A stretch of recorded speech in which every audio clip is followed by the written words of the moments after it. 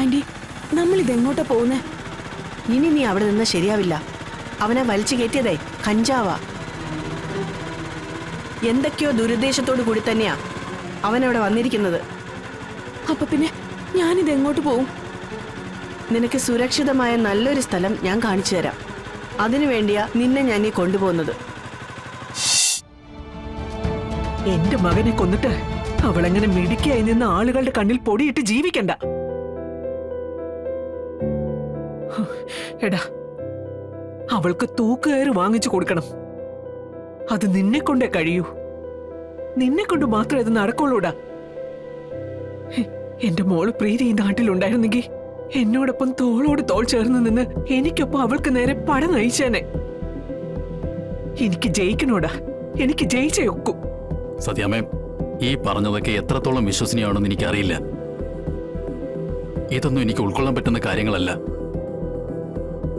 എന്റെ മുന്നിലുള്ള ശാലിനിക്ക് ഒരിക്കലും അവളുടെ വിഷ്ണുവേട്ടനോട് ഇങ്ങനെയൊന്നും ചെയ്യാനും സാധിക്കില്ല. അത്രയ്ക്ക് ഇഷ്ടവും സ്നേഹവും കരുതലുമായിരുന്നു അവർക്ക് രണ്ടുപേർക്കും. പരസ്പരം ബഹുമാനിക്കുകയും സ്നേഹിക്കുകയും ചെയ്യുന്ന ഇവരെ പോലുള്ള രണ്ടുപേരെ ഞാൻ മറ്റൊരു സ്ഥലത്തും കണ്ടിട്ടുമില്ല. ആയിരിക്കാം, പക്ഷെ അതൊക്കെ പണ്ട്. ചേടാ, ഇന്ന് അവള് ചതിച്ചു. ആ ചതിയുടെ ഫലം അവൾ അനുഭവിക്കണം.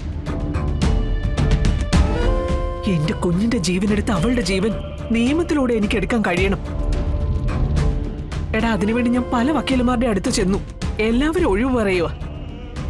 ശാലിനിക്ക് വേണ്ടി വാദിക്കാൻ വരുന്നത് അരുണ കൃഷ്ണമൂർത്തി എന്ന അഡ്വക്കേറ്റാ. ഓ, അരുണയോ? വക്കീലന്മാർക്കിടയിലെ ചെറിയൊരു ലേഡി സൂപ്പർ സ്റ്റാർ തന്നെയായി അരുണ. എടാ, ആ പട്ട ഈ കേസോട് കൂടി താഴെ പോകണം. അതിന് നിന്നെ കൊണ്ട് കഴിയോടാ. ഇതുപോലെ പേരുള്ള വക്കീലന്മാരെ തോൽപ്പിച്ചിട്ടാ പലരും ഉയർന്നു വന്നിട്ടുള്ളത്. എടാ, ഇത് നിന്റെ സ്വന്തം ചോരയ്ക്ക് വേണ്ടിയുള്ള പോരാട്ടോ. ഇതിൽ നീ ജയിക്കുക തന്നെ ചെയ്യും, അത് ഉറപ്പാ. സത്യാമ്മേ, ഈ കേസ് ഒന്ന് വിശദമായിട്ട് പഠിക്കട്ടെ, എന്നിട്ട് നമുക്ക് ആലോചിക്കാം. ആലോചിക്കൊന്നും വേണ്ട. നീ എനിക്ക് വേണ്ടി, നമ്മുടെ വിഷ്ണുവിന് വേണ്ടി വാദിക്കണം. വാദിച്ച് ജയിക്കണം. എന്റെ പക അവളുടെ കഴുത്തിലെ കുരുക്കാക്കി നീ മാറ്റണം. എങ്കിലേ എന്നിലെ അമ്മയോട് എനിക്ക് നീതി കാട്ടാനാവൂ. എടാ, എനിക്ക് വേണ്ടി നീ അത് ചെയ്യണം. ചെയ്തേ പറ്റൂ.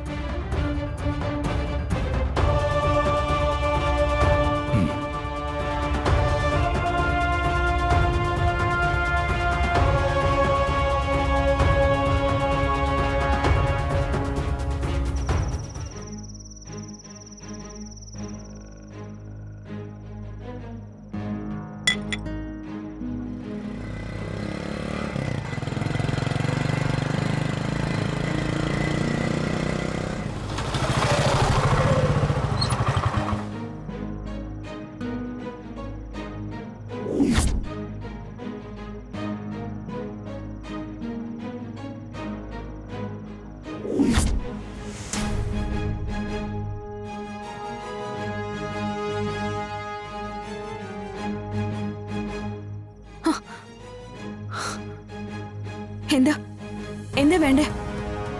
തീപ്പെട്ടി. തീപ്പെട്ടി ഉണ്ടോ? എന്താ മൈക്കിളെ? ഒരു തീപ്പെട്ടി വേണമായിരുന്നു.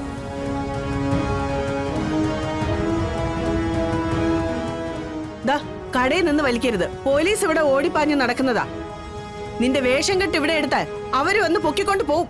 ഓ, അവർക്കൊത്താശയാ നിങ്ങൾ കാണുമായിരിക്കും അല്ലേ? തെറ്റ് കാണിച്ചാൽ ഞാൻ പറയും.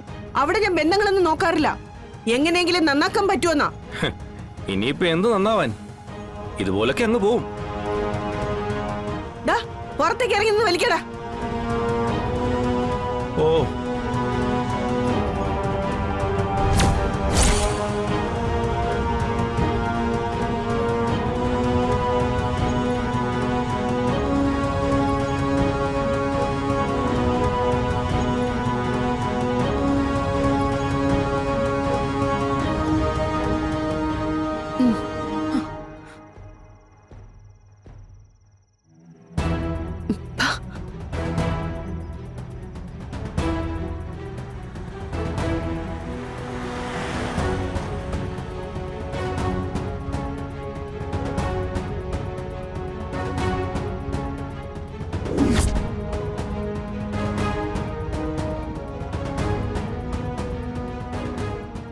ഇവളിതെവിടെ പോയി?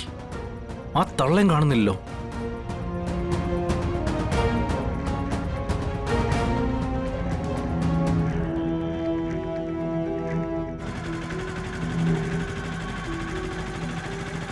ആന്റി നമ്മൾ ഇതെങ്ങോട്ടാ പോകുന്നേ? ഇനി നീ അവിടെ നിന്ന് ശരിയാവില്ല. അവനെ വലിച്ചു കയറ്റിയതേ കഞ്ചാവാ. എന്തൊക്കെയോ ദുരുദ്ദേശത്തോടു കൂടി തന്നെയാ അവനവിടെ വന്നിരിക്കുന്നത്. അപ്പൊ പിന്നെ ഞാനിത് എങ്ങോട്ട് പോവും? നിനക്ക് സുരക്ഷിതമായ നല്ലൊരു സ്ഥലം ഞാൻ കാണിച്ചു തരാം. അതിനു വേണ്ടിയാ നിന്നെ ഞാൻ ഈ കൊണ്ടുപോകുന്നത്. അവിടെ എന്തുകൊണ്ടും നീ സേഫാ മോളെ. എന്റെ മകനാണെങ്കിലും പറയാതിരിക്കാൻ പറ്റില്ല. ദുഷ്ടനാ മോളെ, ദുഷ്ടൻ. അവൻ എന്തൊക്കെ പ്രവർത്തിക്കുമെന്ന് പറയാൻ പറ്റില്ല.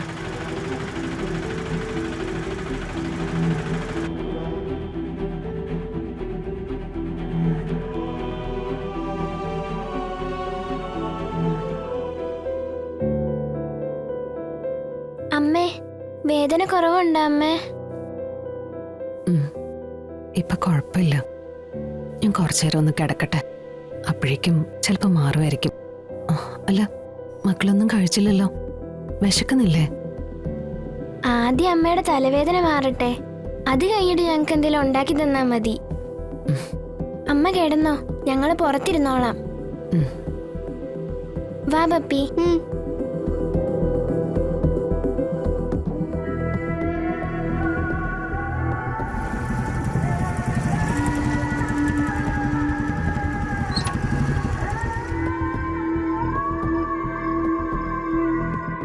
പെട്ടെന്ന് നമ്മുടെ അസുഖം മാറിയാ മതിയായിരുന്നു. നിനക്ക് വിശക്കുന്നുണ്ടോ? എനിക്കും വിശക്കുന്നുണ്ട്.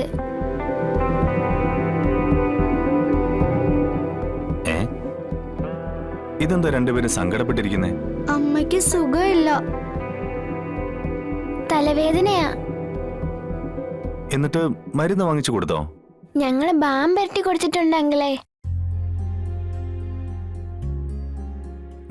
ഞാനൊന്ന് നോക്കട്ടെ.